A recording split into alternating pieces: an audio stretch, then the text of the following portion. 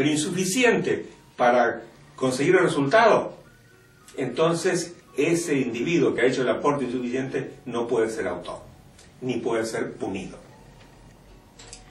Bueno, este entonces es el esquema inicial. Pero antes de terminar este video, quiero hacer unas explicaciones también de orden técnico que pueden ilustrar las ideas que estoy sosteniendo. En los casos de imputación de conductas plurales, volvamos al ejemplo del equipo quirúrgico, hay dos principios de derecho que son aplicables en esta órbita. Uno es el principio de división del trabajo. El principio de división del trabajo aplicado en el ámbito de esta disciplina que estoy explicando significa que cada uno de los intervinientes en un equipo tiene que ocuparse de sus propias funciones y no tiene necesidad, siempre en principio, las excepciones son las que señalé hace un rato en los deberes de cuidado secundario, pero tiene que ocuparse de sus propias actividades. El cirujano tiene que concentrarse en lo que está haciendo. Antes se pensaba que el cirujano era como el capitán del barco, pero eso no solamente es absurdo, sino que es injusto. O sea, no se le puede pedir al cirujano que esté viendo si el empleado que trajo los tubos de los gases conectó adecuadamente las mangueras. O sea, cada uno tiene que ocuparse de sus cosas. No se le puede pedir al cirujano que esté permanentemente controlando lo que hacen sus auxiliares. O sea, cada uno tiene que ocuparse de su tarea, porque si pretendiese ocuparse de todo, en realidad estaría incurriendo en imprudencia, porque está haciendo más de lo que debe. Eso sería la culpa por asunción, o sea, hacer cosas que no se pueden controlar porque nadie tiene la facultad ni la visión general de controlar todo lo que está pasando. Entonces, el principio de división de trabajo es esencial en el derecho penal y en esta órbita que estoy explicando. Y a su vez está acompañado y es correlativo con el principio de confianza. El principio de confianza ha nacido para el tránsito automotor y se ha dicho que todos los que desarrollan una actividad, en fin, son partícipes del tránsito, tienen que confiar, están, digamos, amparados en la confianza de que los demás se desempeñarán de manera correcta. Porque si no fuese así, sería imposible desarrollar actividades grupales. Si todo el mundo tuviese que estar pensando que el otro va a infringir la ley, bueno, realmente se quedaría a su casa y no sacaría el coche ese día, ¿no? Entonces el principio de confianza es un principio esencial. Pero ese principio de confianza, que a su vez hace que se dividan las imputaciones, cede en algunos casos en que el individuo con el cual se interactúa no está en condiciones de anticiparse a lo que puede ocurrir. Voy a dar un ejemplo. Supongamos que viene un automovilista por una carretera a velocidad normal, o sea, no está aumentando el riesgo porque está dentro de la velocidad permitida en ese tramo de la carretera es pavimentada, y en un momento observa que un motociclista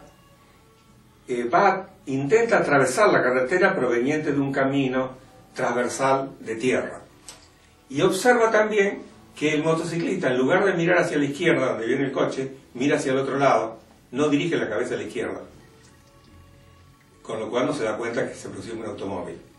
Entonces, en ese caso, el automovilista no se puede guiar por el principio de esta división de la imputación y decir, no, que se arregle, yo estoy andando bien y él no presta la atención adecuada, sino que tiene que compensar con su previsión la insuficiencia del conocimiento, en este caso, del motociclista que va a ingresar de una manera incorrecta a la ruta. Esto, si lo trasladamos al terreno del tipo de delito imprudente, sería también un caso de negligencia, o sea, de no observar todo lo que está ocurriendo. Yo antes, en el video anterior, hice una mención breve a las cuestiones vinculadas a la imputación en las empresas, a los hechos, a veces del principal, a veces del dependiente y a veces simultánea del principal y el dependiente. No es un tema que motive, digamos, una detención muy extensa en este curso, porque sería la razón de ser del curso si uno dedicase el tiempo a esto. Pero quiero simplemente destacar lo siguiente, que muchas veces ocurre, lamentablemente ocurre porque es una infracción también a los principios constitucionales, no solamente a la Constitución, a la ley, sino a los procedimientos.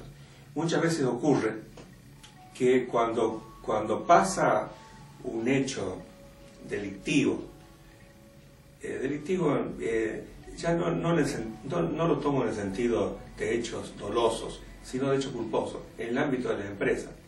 Por lo general, la imputación se dirige al presidente del directorio.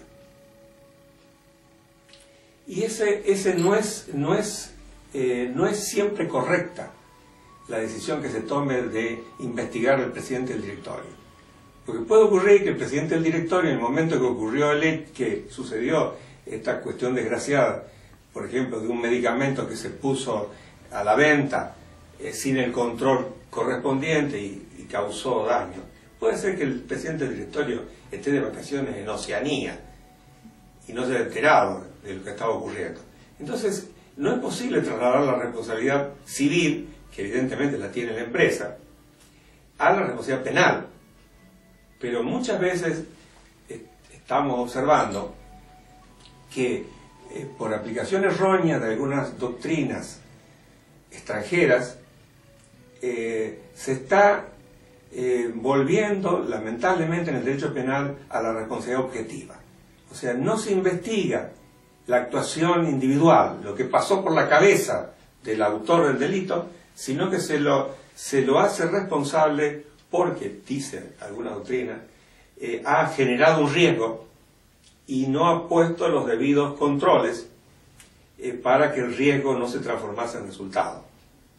Esta argumentación es propia del derecho civil, no hay duda que el ámbito de la responsabilidad civil es así.